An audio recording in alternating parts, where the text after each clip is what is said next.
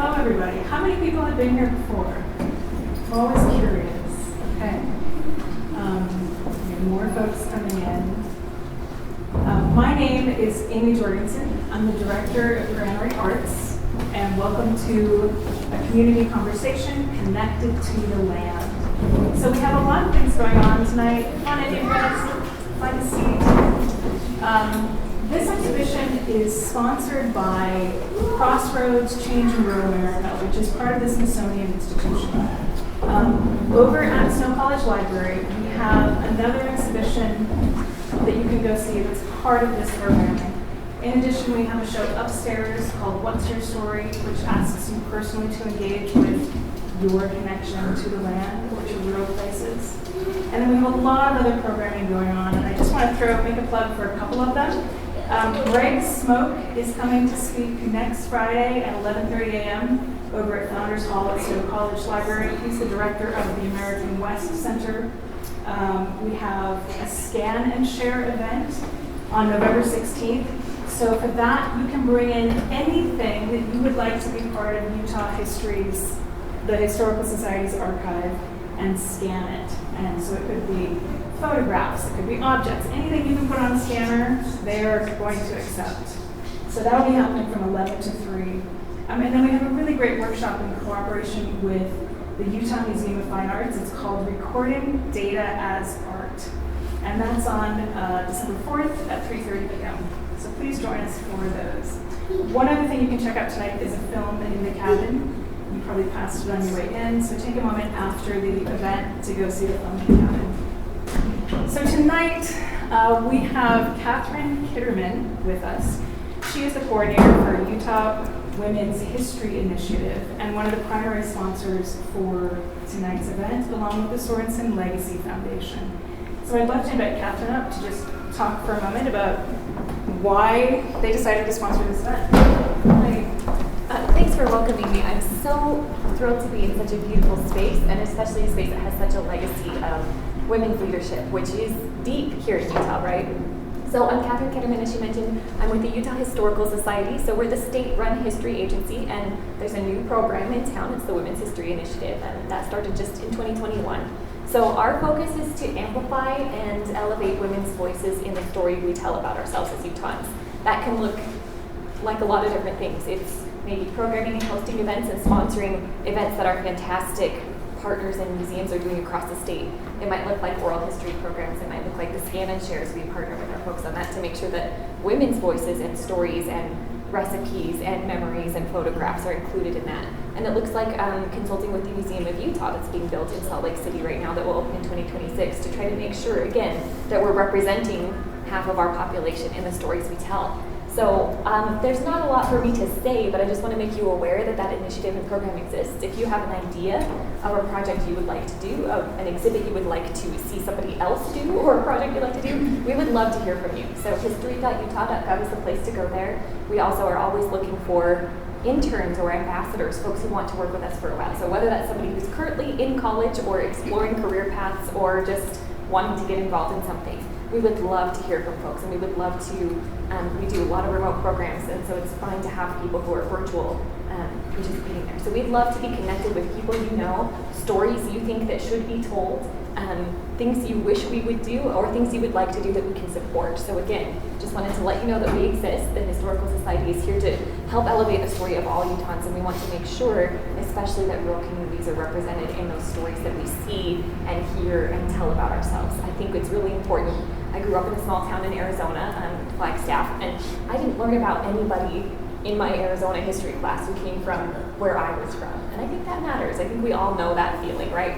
So I think that anything that we can do to help you tell your stories and help make sure the stories that you know about are preserved, are shared, are elevated, treated as important and respected, we'd like to help make that happen. So again, you can always go to history.utah.gov to find that out. And I hope you'll bring your items if you'd like to donate anything to the collections for the Scan and Share. You get the originals back. We don't take any things from you, but it's just the digital items that will be scanned and then preserved again. So people who are looking at what the story of Utah is will be able to see those stories, those recipes, those collections. It's a really good collection so far. So I'm just grateful to be here, grateful to be in this beautiful space, and I'm so excited for tonight's program and to hear from all of the presenters.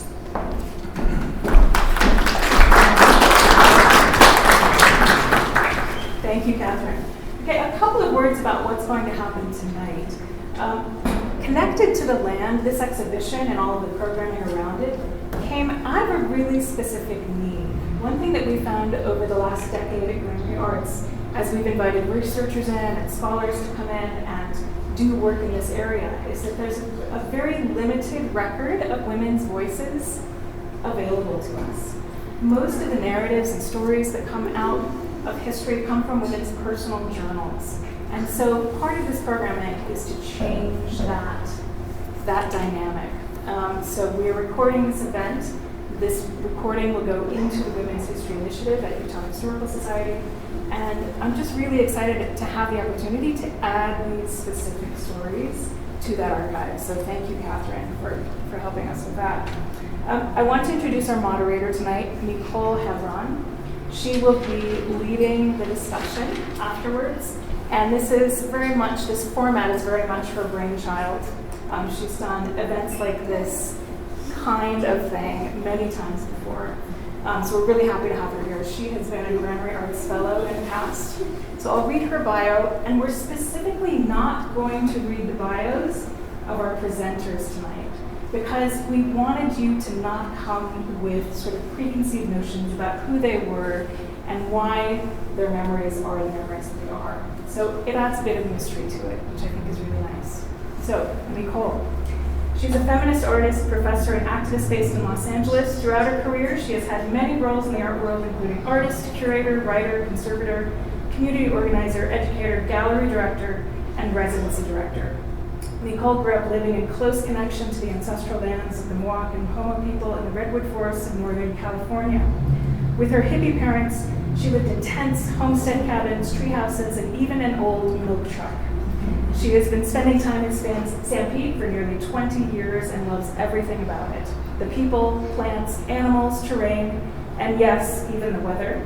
Micol passionately believes in what she calls dirt learning, which she practices in her classes at Chapman University, at her feminist summer camp at Birch Creek Ranch, and in her avid practice of camping, hiking, and backpacking. So welcome, Micol. Thank you very much. Thank you to Amy, to Camilla, and Elizabeth, and Griffin and May, who are all part of Granary Arts and making these amazing programs happen. Thank you to Catherine for supporting this and the Utah Women's History Initiative, as well as the Sorensen Legacy Foundation and Utah Humanities grant. This is really a huge project. You're part of a much larger project with this event tonight. So I'm very grateful to be a small part of it. I wanted to start by asking all of you to take a moment with me to do a little grounding exercise, since we're talking about land. I'm going to ask you to put both feet on the ground. And I know you're wearing shoes, but I want you to feel your feet in those shoes. Just think about them for a minute. Think about the feeling of your socks. And feel the weight of your feet on the ground. I want you to become aware of where your feet are touching the ground. Is it your ball of your big toe or your heel, the sides of your feet? And start to press your feet on the ground intentionally. And as you're pressing them on the ground, feel the inside of your shoes. Imagine that energy of your body and your feet pressing through the sole of your shoes and onto and through the wooden floor underneath your shoes and the subflooring underneath that. And keep pushing that energy down through the basement, through the classroom that's underneath us, and down onto the floor and the foundation of the granary, which is concrete and then limestone. As you're extending the gravity of your body and your energy through your feet and through the floor and through the foundation, I want you to reach even further into the ground underneath the foundation. And then I want you to extend even further until you find the ground where it's moist and the aquifers, the subterranean aquifers, are starting to wash your feet. I want you to feel the coolness of that water. Dip your toe in. And now think about how you are all stepping into the same waters. Just keep your feet there, grounded, planted, washed. I have a little bit of introduction that I would like to read to you before we hear from our panelists. Too often the stories of the land have been authored by men, or rather, their words, voices, stories, and experiences in the land seem to be louder or given more platforms, more permanence. Think of the countless naturalists and literary greats, historians, documentarians, pioneers, generals, etc., who we are required to read about or whose names we see on plaques and historical markers. Albee, Kerouac, Burns, Muir. Streets are named after them, forts and monuments are erected and preserved in their honor, and even historic trees bear the names of notable men. But stewardship, appreciation, conservation, and reciprocity with the land is the charge of people of all genders. We have so much to learn from the women and non-binary folks who have tended the land too. The doulas working in birthing caves, explorers small enough to fit into unmapped caves, ranch hands nursing bummer lambs, caring for the horses or turkeys, gardeners and beekeepers who keep their families and support who feed their families and support pollinators, artists whose work highlights and bears witness to the complex beauty and history of land and place. The timeliness of this exhibition, this panel and program is not lost on me. Just a few days ago, people in Valencia, Spain, lost lives and property to unprecedented flooding. There's been a lot of unprecedented flooding in the last few years, even here in San Pete. And in the western US, wildfires take their toll more each year. Is it not a concern that we now use the phrase fire season without a hint of irony? We are seeing unprecedentedly low levels of water in the Great Salt Lake and unprecedented inland hurricanes in the southeast. We are in the midst of experiencing the unprecedented becoming the new normal. And as the commodified spectacles of life within the technological and digital domains take us further and further out of our bodies and away from this moment, here and now, away from our senses, and away from our connection with the land, it's no wonder that we're in a loneliness epidemic. We've turned our back on our Mother Earth. Call your mother. It's time to get back in touch.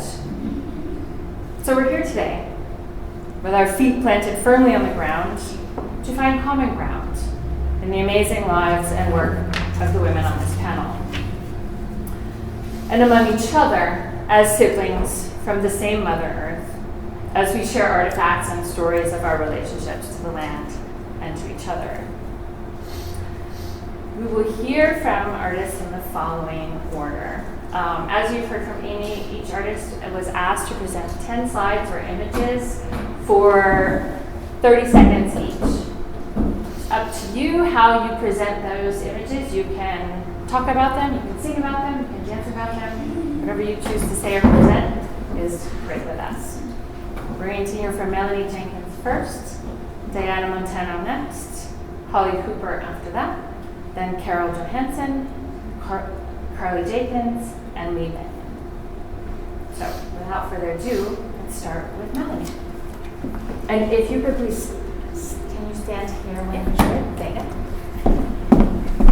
right, I wrote mine and I'm going to read it because I was told 30 seconds per slide. And if you know me, you know that it takes me 30 seconds to introduce myself. So I would never, ever stick to 30 seconds per slide if I didn't have it written down. But I was thinking about the land being fundamental to my upbringing and my development as a strong and independent woman.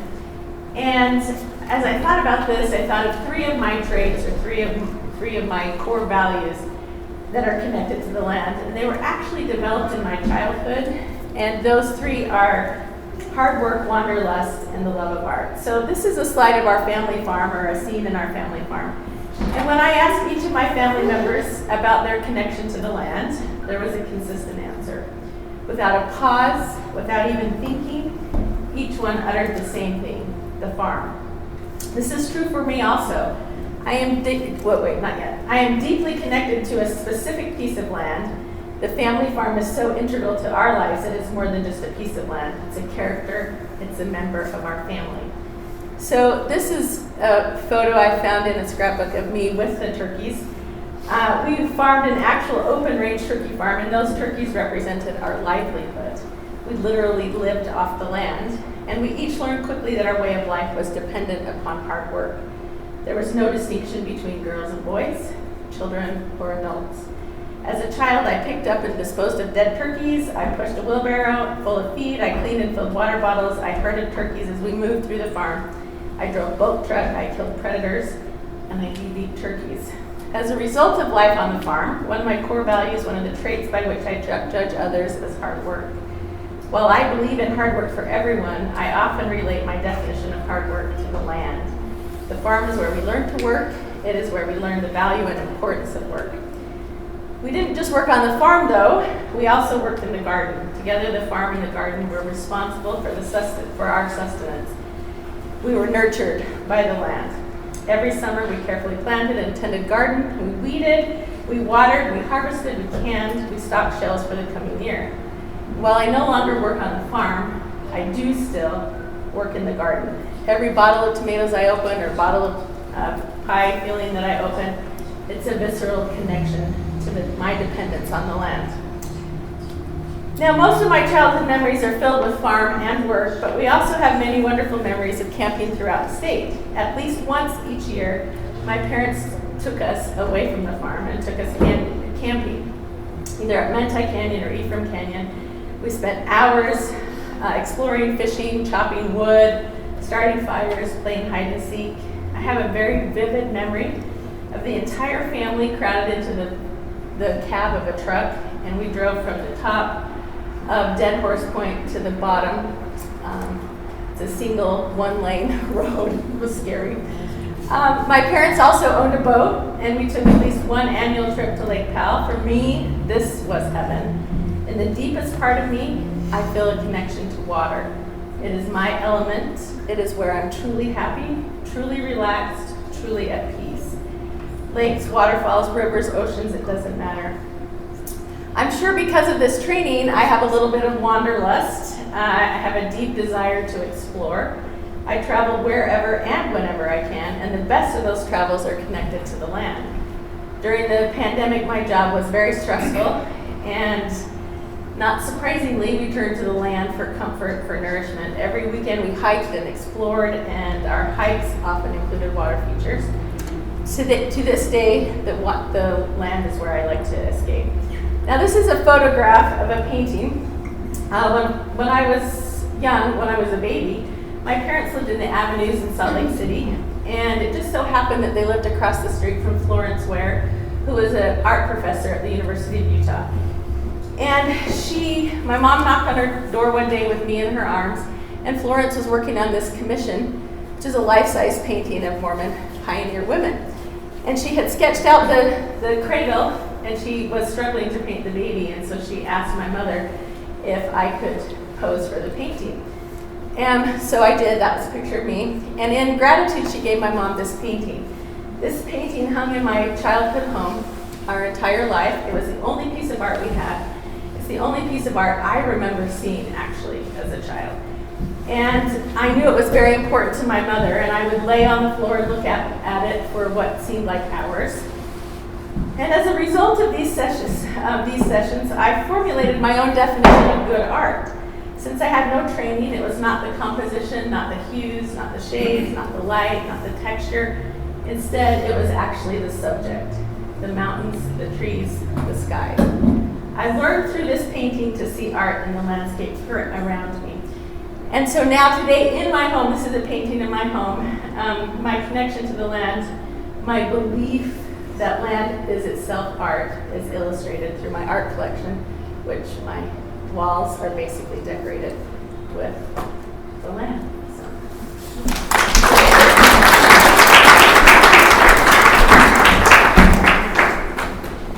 It's hard to beat Professor Jenkins, but hopefully I can take a book or a note from her books because I was one of her students a few years ago. But hello everyone, my name is Diana Montaño. My parents immigrated from Mexico here to Utah. Local to Moroni, was born and raised in that area, and so yeah. So before the next photo randomly pops up, I'll be really quickly to start. Currently working here at Snow College. Love Sanpete County, but I also love to get away. I think all of us love to get away sometimes, but ready to start. Okay, so this is from one of my favorite poetry books, and I forgot the title because there's a lot of eyes looking at me right now, which is fine. I can give you the title later. And the title of this poem is called Accent. And so I'm pretty sure when some of us, like when we leave Sanpete County and they're like, or we leave Utah in general, people are like, oh, that's an interesting accent you have there. By the way, we say creek or mountain, and like mountain or water. I also think of my mother, which is this poem is about when, you know, your mother's accent, and it's just like a beautiful thing that we have here. I am proud to say like mountain the way, even though some people might find it weird, but I love it. This is one of the letters from my friend. Her name is May. She's from Japan, but she speaks Spanish and English, and so you can see the letter will have like gracias, and then she'll go off in English, and then on the other side of the letter she was teaching me Japanese, so she would write that. And so this was before I was leaving Sanpete County for the first time to do a study abroad in Japan, and so that made me feel really like connected that someone saw me as their home when they weren't in their physical home. And then here's another letter of my friend Maria. These are stickers of some of my favorite anime. I recommend it. It's called Haikyuu, but during the pandemic, I got tired of looking at my phone. Like that was like, it was always an emergency on the phone. And so during that time, my friend Maria and I, we would send letters to each other, her to the US here in Utah, and me to Osaka or Kyoto in Japan, and I loved it. And then this is from my travel journal that I have whenever I leave Utah or wherever. And here it says, well, I'm a Gemini, by the way. So while Gemini might be curious about traveling, the best part of the trip is going back home to the neighborhood, which is really the center of their universe. And so that is really like my favorite part about coming home, is like telling my little brother and my sisters and my parents about my travels. And as soon as I'm on a flight, I'm thinking about coming home. I love home. And so this is like a diary. I'm not a little kid, but it's still my diary. About my first travel leaving the US. And so this was when I went to Japan with my friend Chiharu, which I met her here at Snow. And I think I wrote this like 3 years later. So it's like I should have written this about 3 years ago. But here I talk about like my experiences and how it's a big city. Like there was not a single point in that trip where it was quiet, and I really miss the quiet. And that's the thing that I look forward to the most when I come back home. And then this 30 seconds is not enough time to do this justice, but this is like a necklace / memory from one of the things I saw, like it's called, I forgot the name all of a sudden, but this person's name is Hannah Kelly, and so I was able to do a tour of, well, I don't know if tour is the proper word for it, but I'll come back to that. It's a lot to deep dive in that. This is when I ran for student body officer at North Sanpete High. This was one of the first and few moments in my life where I felt like I had the audacity for wanting more for my life. A lot of growing up, I didn't see that many people that looked like me be in positions of leadership and power, and so for the first time, I took that risk and I ran for student body president, and I luckily won, so this is a good story. Like I don't have any resentfulness, so it was great. And back to returning my roots to home. it's always my friends and my family. And so here are my 3 best friends. Well, there are like 5 of them, but we're different cliques, I guess. But I have my friend Maribel Serrano, Sarah Applegarth, and Amalia Aguilera, and then me in the middle, and then these are my cousins Arlette and Jenny. Their dad grew up here as well in Sanpete County, but then he moved them up north, so they're city girls. But it's really great when they come down to Sanpete County. We just look at the stars, and we are enjoying the peace and quiet. And then this is my home away from home. When I was living in Canada for a little bit, I missed home a lot. And so these are my 2 friends from the US. We bonded with coming out in class that we were American, because sometimes I was like, oh, you're from America, when we were in a different country. And then this is Anit. She's from also another rural community in Canada though. And so while we were from different countries, there was still that connectiveness of like, oh, we miss the quiet, we miss the crisp air, and the stars, and everything that I think we take for granted sometimes here in Sanpete County. And last but not least, my mom and dad. If it wasn't for them, I probably would be raised in Mexico, which is fine. I love Mexico, but I also love the opportunities that Sanpete has given me, that the United States has given me, and so I'm grateful every day that they chose to leave their homeland to give me my homeland. And yeah, that's me in a nutshell.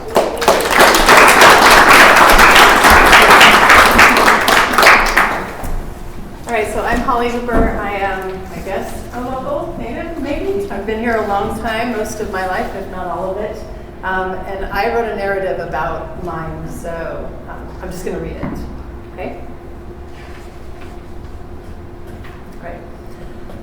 I am Oolite, born of stone and soil, raised in the shadow of the mountains, in a place where the land is rough and the work is even harder. Like my ancestors who crossed the plains, I grew up knowing the weight of labor, of cultivating the land, of growing something from nothing. As a child, I would spend countless hours picking up rocks from the fields, clearing the way to plant crops. We moved the rocks, but no matter how many we removed, more would always rise to the surface after the plow touched the earth. After it felt like an endless cycle. Move the rocks, sow the field, water the crops, and then repeat. That's how it is here in Sanpete Valley, where the rocks and the fields are intertwined. But just like we shaped the land shaped me. My father, a farmer, showed me what it means to work the land, to plant, to tend, to harvest. He labored day in and day out, cultivating wheat from rocky soil, teaching me resilience in the face of challenge, showing me how to grow with the land. My mother, a homemaker and seamstress, taught me how to create. She would take raw materials around me and turn them into something new. She sewed together fabrics, placing together clothing and quilts. But just as she showed me how to weave things together for a life, she also taught me how to find beauty in the small things, like a simple meal or cinnamon and sugar baked into bread. These lessons from my parents, hard work and creativity, are woven into the fabric of who I am. And now, the legacy continues with my sons, born of Oolite. They too carry the strength and resilience of this land. Just like the rocks we move from the fields, they are shaped by this place. They're strong, they're stubborn, and they're rooted in the history of those who came before them. I am like the rocks of the valley. I'm stubborn and resilient, shaped by time and shaped by weather, and shaped by the generations who came before me. These rocks, Oolite stones, built the foundation of my small town. They built the homes, they built the church, they built the temple, the places that hold the stories of my ancestors.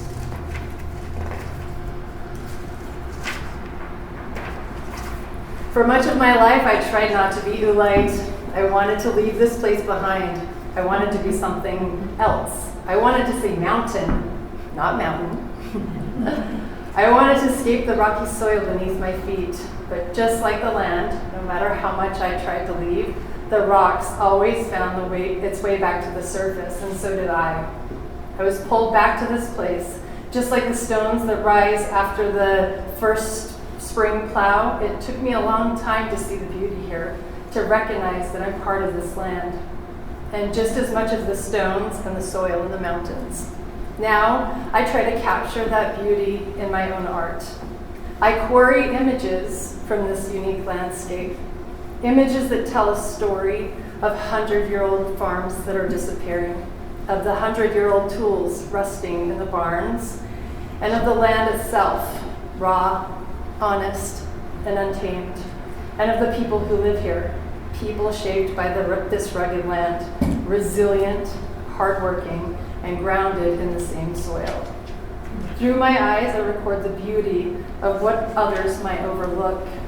I take things that are discarded and find meaning in them, finding art in the remnants of life and work, and in the forgotten and in the worn, in the landscapes of the people that were shaped by the wind, water, and time. The work I create represents simplicity, raw and unpolished, like the land itself. It is a testament to the resilience of this place, to the farmers who have worked this valley for generations, to the endless cycle of plowing, sowing, and harvesting. I am Ulite, a cultivator of what others might discard. The images I take are like the rocks I once moved from the fields. They're stubborn, resilient, and rough around the edges, but full of history and full of meaning. My art speaks to the raw nature of this valley, to the hidden stories in the stones. I am Ulite, not something to hide or bury, something unique. I am a stone among many. I am part of this land.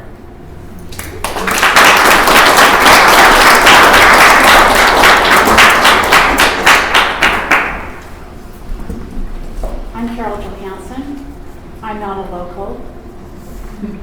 I was told that I had to be born in Sanpete County to say I'm a Sanpeter.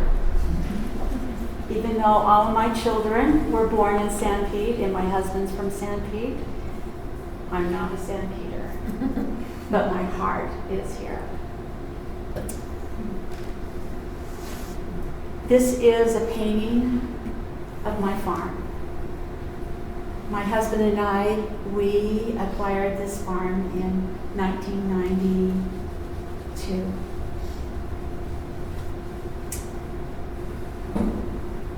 This is a tractor, a Massey Ferguson. It helped change the farm from being flood irrigated to having a sprinkler. So when we acquired the farm, it was hard to get the water through the land. This is a plow. The first time I used the plow, I only had one plow. And a friend gave us this plow, and it could actually flip and reverse. This is a swather. My husband used this swather in 2008. And he brought it up from the fields and said, I can't do this. Next. This is our barn. This is the hay that I raise. I fill the barn, and then I actually have people that want my hay. This is me, right here. I'm loading a customer with hay. This is our old barn. It was built in the early 1900s, and you can see the wear, the wind. One time we had a gust come through. It was a microburst, and it literally lifted half of the roof off, and we had to replace it. This spring, I decided to repair this old barn. This is a painting of the barn field right across from my home. I love this farm. I love the sunsets.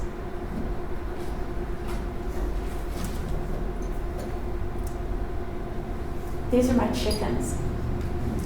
My children have grown. They have families of their own.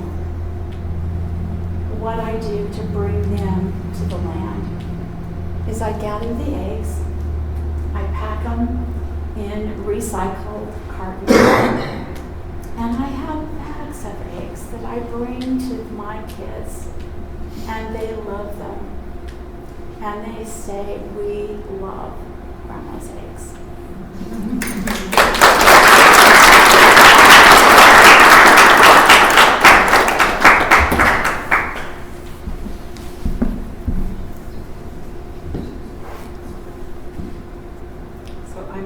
Jenkins, and in respect of the format, I won't introduce myself very much, but I do want to give picture credit to my husband for all of the photographs. So when I first received this prompt, I just felt like I wanted to speak to living in so many different places. When I was a kid, I moved almost every year. And I moved to the Sanpete Valley for the first time when I was a teenager. As I grew up, I made the conscious decision to stay in one place, meaning the valley.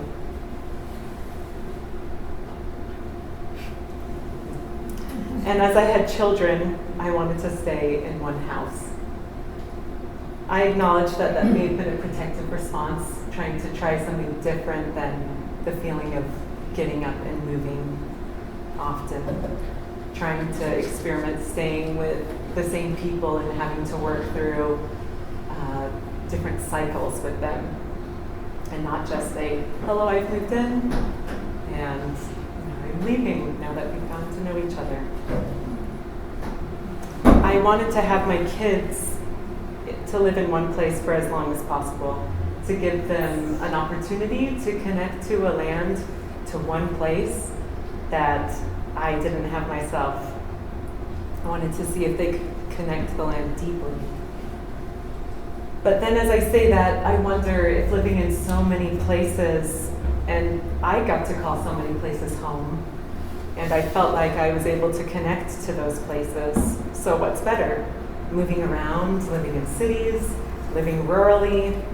How much time does one need to positively connect to the land? This place, Sanpete County, isn't without its imperfections. It's a desert and plants turn brown and prickly. Its drought is also its beauty though. We have harsh winters. The winters are cold, but those winters help us appreciate the warm, pleasant summers. Often my kids don't fit in with their peers. Friendships can be shallow or fleeting or rocky, even though they've lived here their whole lives. But at the same time, the friendships can be beautiful. And all of the kids are generally kind to each other, and they all know a lot about each other. So that brings me to recent musings. If it's better to connect to several places, like I did growing up, or stay in one place, wondering if that makes a connection to land or a connection to a place with its people included deeper. I have little experience growing up in one place. I connect with lush forests, chigger-filled grass, red rock sand, and the light brown dust of Sanpete County. My connection to these places, I felt, was deep at the time whenever I was in those places. And I wonder if my children will feel a deep connection to the Sanpete Valley when they leave, even if they only leave for a short time. Will they miss it? Will they yearn for the land? Will they yearn for that feeling of home and think of Sanpete? Will they miss the people? If there's anything I can articulate from my experience with connection to a place, a connection to the land, you get what you put into it. How much time that I might take to stop and study, to see the color around me. Feeling the dirt beneath my feet and the wind at my face, exploring it, working it, the deeper that connection seems to be. And I don't want to talk too much about working it because that has been talked about a lot, and and it makes me feel tired. But it does add to that connection to the land and that satisfaction of being able to bring something from the land. Now, taking my family to visit the places I grew up, I realize I don't actually really know those places anymore. I don't know the roads, I don't know the structures, the buildings. They're almost unrecognizable. But I do remember the land. I can remember the textures of the forest, the smell of wet dirt, the decay and humid pine, the sounds of winds through the trees and water. That remains familiar and special. So connecting to the land or the place has so much to do with my interactions and the experiences that I have in connection to it.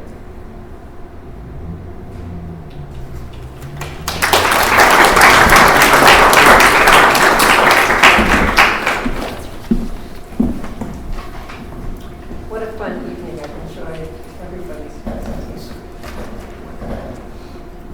My name is Lee Betty and I live in Spring City. All my life, I have preferred being outside as opposed to inside. I feel a deep connection to the land and to animals. This image is my favorite selfie. I took it while crossing Canal Canyon Creek east of Spring City on my mare Betty in October 2004.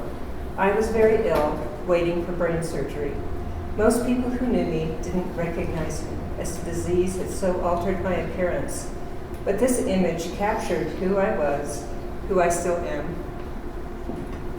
This image was taken on an evening walk east of town. I never wear AirPods while walking outside.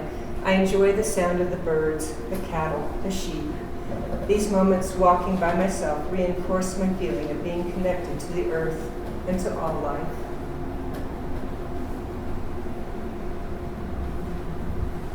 I never tire of looking at clouds, and I consider the atmosphere above to be part of my connection to the land.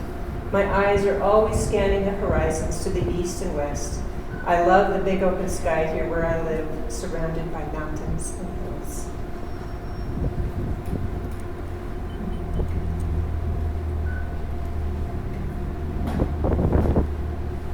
This was taken on a walk from a camp while in the Grand Canyon on a river trip. I love the exposure of the geologic record that the Grand Canyon provides. In this wash, I saw these exposed roots of a tenacious desert plant mixed within rock layers. It speaks to me of connections. May I be more like these plants. This is my beautiful dog Laza on a walk east of town. 90% of my walks, I am by myself, with either Laza or my horses along. These walks and rides are daily medicine for me. This is up on a favorite trail in Canal Canyon, east of Spring City. My dog Lucy standing on top of the little shrine I made in 2017 in memory of my friend who helped me find and develop this trail. Lucy was once her dog, but chose to be mine when my friend died. Another glimpse of the Grand Canyon in pre-dawn light. I have so loved the many river trips we have done down there. Being outside for a month at a time is tonic for me. I love sleeping on the boat, cooking outside, and basking in the constant, ever-changing beauty of the canyon. Last February, I was able to go 65 miles north of the Arctic Circle in Alaska to a very small off-grid and dry camp retreat called the Arctic Hive. To be so far removed from city lights, roads, vehicles, and crowds was magical. The pristine, cold air, the profound quiet in the Brooks Range were medicine. The northern lights did not disappoint. Even with a mostly full moon, the aurora, I could still see more stars at night than at home. This creek runs diagonally through our property in Spring City. I walk across the footbridge dozens of times a day, as my barn and studio are on the other side of the creek from our home. I go across at about 9:30 p.m. to give my horses their last feed of the day. I often pause on the bridge to listen to the water sing and greet the moon and stars.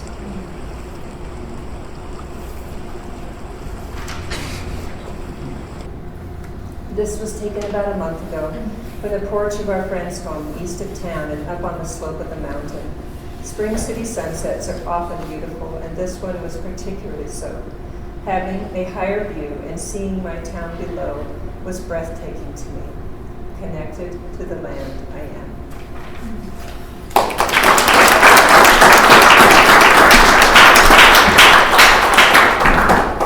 Really, really beautiful. Thank you all. I'd like to invite you to bring your chairs and face the audience now. I've heard a lot of beautiful stories about what the land has taught you. And I'm curious what you've taught the land.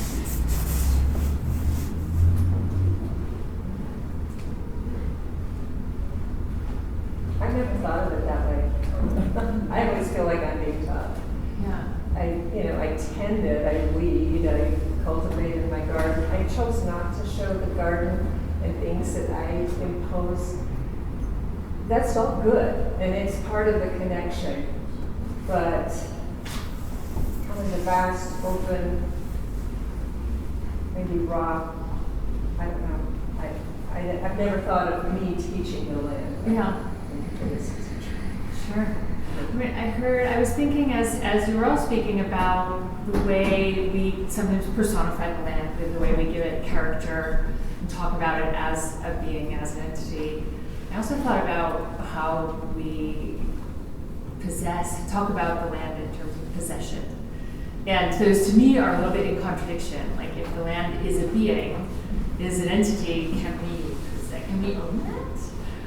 It's more of a relationship. It's more of an interaction, and I think as we walk the same paths over and over, as we till the land or we remove rocks, like we are teaching the land our ways just as much as the land is teaching us. Anyone else have thoughts about that? Yeah. I feel like I'm a steward of the land, that I care for it. I can look at my fields and know, hey, I need some water. I need to have fertilizer put on this ground. I need to turn the soil over, the sod over. I need to replant. That was something else that came up for me a lot, was the language of the land, right? And how you each identify different forms of language that you speak and with the land. Whether it's literal language and accents and your kind of friends and home and ancestry being part of your connection with place, or if it's knowing if the soil is depleted in some way, knowing how heavy a bale of hay is and how to maneuver that onto the truck. Are there forms of language that you have learned from the land that you would like to share with us? One or two examples. There are probably many.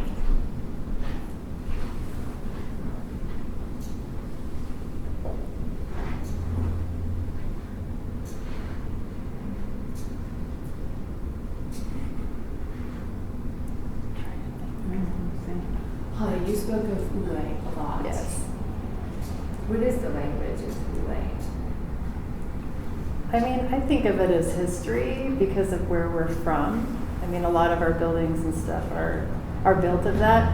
The last question that you said about like what have we taught the land, I think, and I can only speak for myself, but I feel like I do my best to preserve it and to record it in the way that I see it now, because it's only going to be like this for this moment in time. And so it's important to kind of be there and be present in the moment and just enjoy it, you know? And so for me, like, I just, Ulight's been a huge part of, you know, who I am. I mean, we built a house in Spring City and we built it on a giant Ulite foundation, you know? I mean, like, so it's just, it's part of the culture, it's part of who we are. We drink from it, you know, our water tastes of it. It's just, it's who we are. And yeah, I hope that answered your question. Yes, that's great. Melanie, you spoke a lot about resilience and hard work. And I would love to hear more about this relationship between like work and pleasure, labor and pleasure in relation to the land. and how that part worked. Yeah, well, so I think I thought a lot about, as I was processing this question about what my connection to the land and the farm, and it was all work, but the farm was pleasure for us. That work brought us pleasure. But my parents also made a conscientious effort to take us away from the farm and to experience rejuvenation, relaxation away from the farm. But it was also always based on the land. And I know they didn't do it intentionally, but they unintentionally taught us that the land is both hard work and relaxation, pleasure. So. I mean, think of that saying, it's like, you know, what you pay attention to or what you give to grows. Like whatever you give your energy to grows, and we can think of that in a negative way or a positive way. In your case, it is quite positive. Yeah, it is beautiful memories. So. Thank you. Deanna, did you want to talk about that card that you forgot about? Yeah, I remembered it now that I had a chance to pull down. It's from a place down in New Orleans, Louisiana. It's called the Whitney Plantation. And can I speak about that with you, Professor Jenkins? No? Okay, because yeah, like I said, we had a class. Well, I was a student until, but maybe I mentioned that in class. But that card, when you enter the Whitney Plantation, first of all, it's one of the few plantation tours that you only learn about the slaves that took care of the land. You didn't learn anything about the owners of the plantation, and a lot of tours of plantations tend to only have stories of the owners. And so every person, when you're entering the Whitney Plantation, you get like a card, and you have to during the tour, you have to kind of find, I guess, your slave. I don't know, the person that they indicated for you, and kind of learn about their stories. And so, again, it comes back to they made it very clear that they were the ones working the land. And then when I brought that back with me to Sanford County, because we always hear these oh, there was never slaves in Utah, or that was in the South. You know, you get some of that type of history here.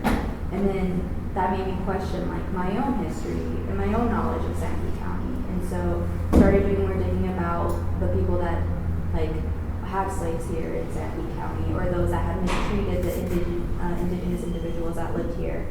And so that just really connects me back into sometimes the history that we bring and that we think we know of Sanford County is also warped to the people that wrote the stories. As we mentioned before, a lot of it is men leading that story. And so that's why I brought it back to Sanford County, because I thought there were no slaves, and then after now knowing better and doing more research on my own, I realized, oh yeah, there are, and we should do better for ourselves to learn about the individuals that worked hard and never got the credit, never got the money that they deserved, or the freedom that they deserved, and Thank you for that research and for bringing that to all of our attention. Much appreciated. Carly, you talked about moving a lot, and that it made so much sense to me that you're a filmmaker, you work in this kinetic media, right? Your work is also moving. And I was thinking about how our relationship to land changes over time, and how you were talking about you not knowing the spaces that you were in before. And I would love to hear you talk a little more about how your relationship to temporality within the land might affect your work and your parenting and your relationship to the land. Sure. So during your earlier questions, I was thinking about just my reactions to a lot of those relationships with the land and how we influence it. I guess at this point I see a lot of repair work. That's kind of what I have stewardship over my home, my piece of land that I take care of. It's trying to bring back indigenous plants, or letting the soil replenish itself. So I see a lot of repair work there. With my children and preparing this, I was thinking, well, I hope that they have a connection to the land and that I'm taking them outside enough. time. And I don't think my daughter, she doesn't like to hear that. But yeah, because I feel like I spent a lot of my childhood outside, and my parents always chose homes that were like in the middle of the woods or something. And Spring City was actually the most community-based home that we had ever lived in. And that's what I live in now, is the small town of Fountain Green, and everybody's based on that Mormon half to acre to half acre. And so it is different, and it's evolving. My relationship with the land is constantly evolving, and how I interact with it. When I was little, my parents walked behind a lot. I hated it. I thought it was so boring. And now that is all I want to do, right? So I'm sure kids will appreciate the time and connection with the land that you're cultivating. You don't have to say so now. You don't want to. Lee, you spoke. I feel like in your slides you took us through these cardinal directions. This real awareness of the sky and the ground, and then looking east and looking west, and being in the desert and looking at water. And that's always been a part of you. But how? Where did it come from? Where did it start? I said at the beginning, I've always liked to be outside, and where I grew up in California, it was a little town, maybe about 15,000. California, that was small, the Central Valley, agricultural based, one stoplight, and it was idyllic. I mean, there was still lots of farmland around, and we just took off and wandered. It was a big creek. We went picking blackberry. I mean, bye mom, see ya. And so that's nothing. And for a little while, about 3 years, my mom and dad brought into a small cabin that was checkboard private land in Yosemite National Park, which was about an hour and a half away from us. And so for about 3 or 4 years, we were up there a great deal of summer, and every other weekend throughout the winter too. And I loved it. I mean, I was just outside all the time. And so that's nothing new for me. And I hesitated, should I show anything in the Grand Canyon or that trip I took? But to me, it's all kind of connected. It's our earth. It's our mother. She's everywhere.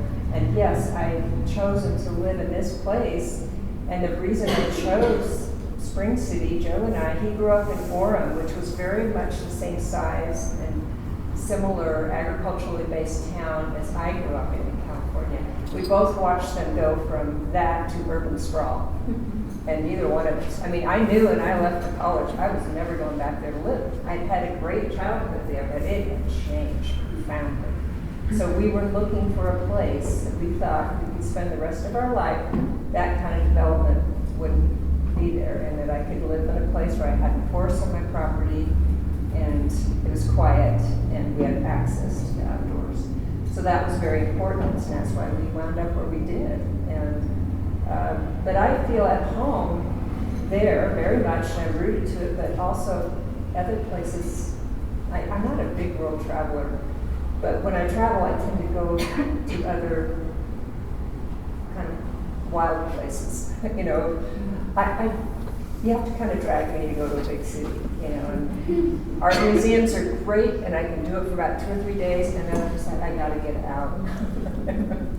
So that's just kind of the way I'm hardwired. I remember I had a horse, I think by the time I was in 6th grade, but it was a 15-minute drive to get to where my horse was. And my mom was a saint. She took me out almost every other day after school. And on Saturdays, I remember coming down the hallway, dressed to go out, spend the whole day out at the ranch. And all my brothers and sisters were all laying on the floor watching TV. And I was like, how can they stand it? How can they stand it? Nothing's changed. It's gotten worse. Yeah, I knew what I wanted very young, and what resonated and helped me feel whole and connected. And it's beautiful. And I do think being a closer connection with the earth and helps us know ourselves better than sitting on a digital screen You're never all the lonely. time. You have no like never lonely. Carol, I have one more question for you, or maybe I'd like you to comment on the aspect of your talk. Really struck me as like it was this incredible education. Like here's a flood irrigated sprinkler. Here's a swather. And it was a beautiful encyclopedia of kind of the tools that were this connection to the land, but also this tremendous pride in like working them in the products of those tools and working with the land. And I just thought a lot about gifts, the way that there was this exchange of gifts between you and the land. And I'm wondering if you could speak to that. Does that resonate at all with you? I don't quite understand gifts. Oh, well, like being able to pull hay from the land and then provide that to people who want it, who come and buy it. Being able to cultivate the land, being able to provide eggs for your grandkids. Mm-hmm. That to me seems like gifts that you are pulling from the land and giving. Well, the farm itself is a stewardship for me. It's also, it isn't work, it's something I enjoy. I have 4 fields that we've turned with sprinklers.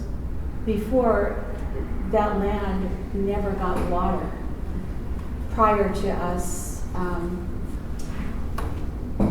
owning the land and then developing the land. And so the gift that I feel like that I've given and my husband and my sons and daughters, I have 6 children. And not only did we raise children, but we raised cattle to raise our children. And they learned how to work. The land taught them how to work. We had unity. We had, hey guys, I can hear the cows. Have you fed tonight? You better do it. It's 10 p.m. They're hungry. So the gift that my husband, my family, and I continue, and that is, it's the gift of stewardship, of caring for the land, and it gives back. So I hope that answers. Yeah, beautiful. Yeah. Thank you.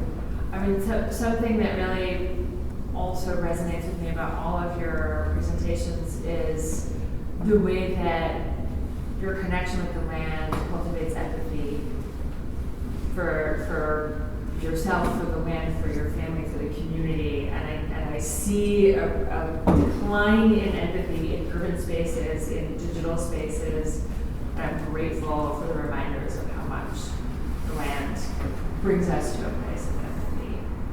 I would love to open things up to the audience if you have questions or comments for our panelists, or if you have comments or questions for each other, or if there's anything else that you want to say you haven't got to say yet.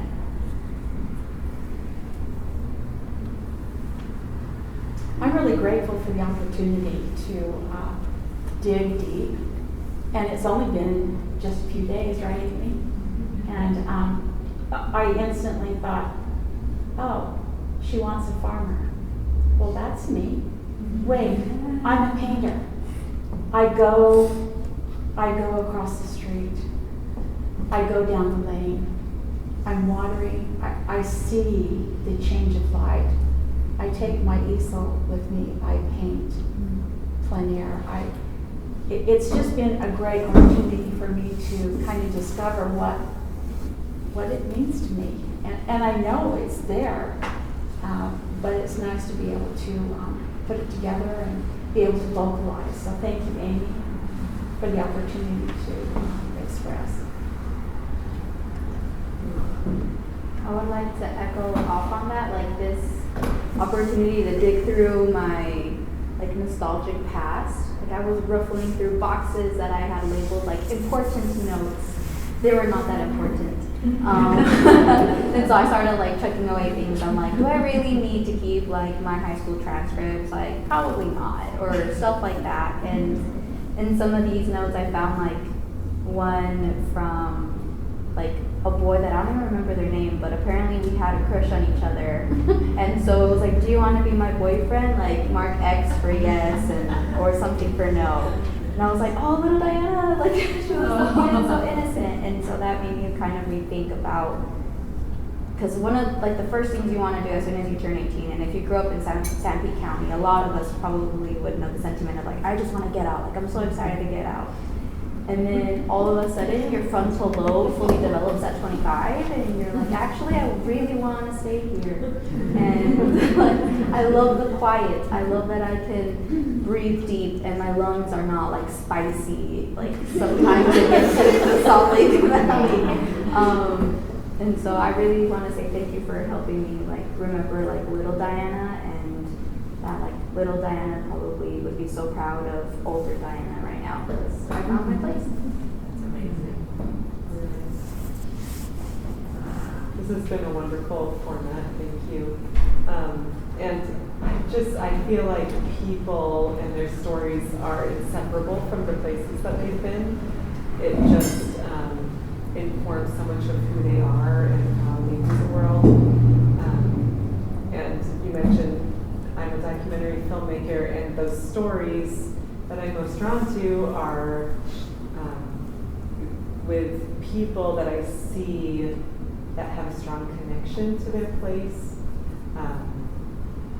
and that they have a strong connection to the land and in rural places, because I can understand rural places more than urban spaces. So yeah, those rural places are so important to me. Can I ask you a selfish question? Because I'm trying to figure it out myself. What makes something a rural place? And when does it stop being rural? I looked this up actually. There was an actual number. It was in the Crossroads book. I think it says less than 5,000 in the town is considered a rural place. Whatever with this census numbers. Wait, what do you feel? For me, it's sound. It's quiet. No. That's a big factor. Yeah.